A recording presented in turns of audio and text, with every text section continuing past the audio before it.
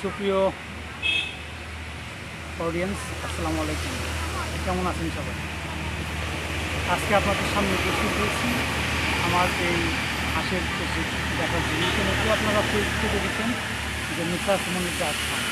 তো এই ডাক ফার্মটার প্রজেক্ট আমরা অলরেডি শুরু করেছি। তো আমরা আপনাদেরকে দেখাবো এই প্রজেক্টের কাজ কত দূর আগাচ্ছে। আপনারা আমার সাথে আসুন। এই যে দেখতে পাচ্ছেন যে একটা লম্বা ঘর, এদিকে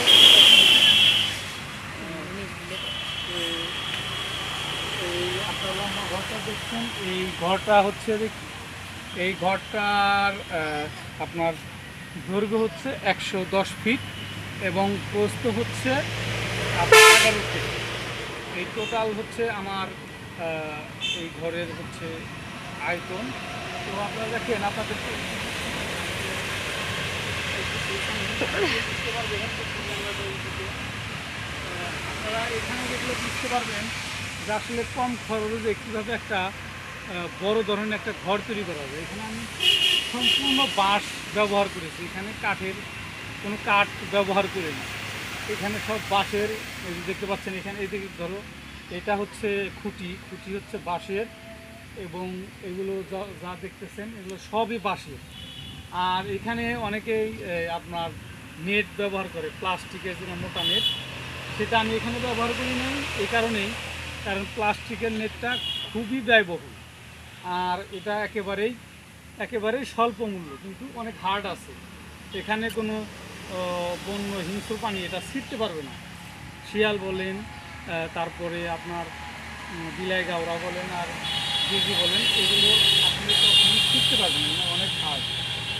আর আমি এখানে দিয়েছি আপনার এই যে ফিশিং নেট, দেখতে পাচ্ছেন এখানে একটু দেখাও, এটা হচ্ছে ফিশিং নেট। এই নিচে ফিশিং নেটের কারণ হচ্ছে দুইটা।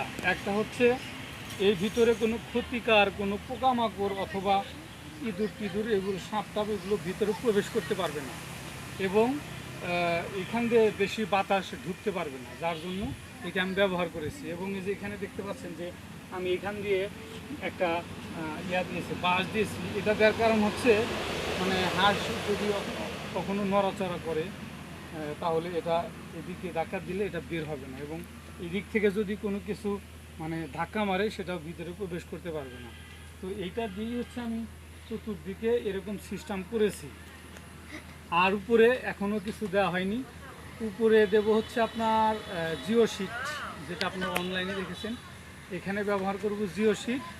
আর জিও শিট যেহেতু ওয়াটার প্রুফ না, এই জন্য জিও শিটের নিচে আমরা পলিথিন কাগজ যেটা আছে সেটা ব্যবহার করি, এবং ওর উপরেই হচ্ছে গিয়ে আমরা জিও শিট দেবো। জিও শিট দিয়ে আমরা এটা হচ্ছে তৈরি করি।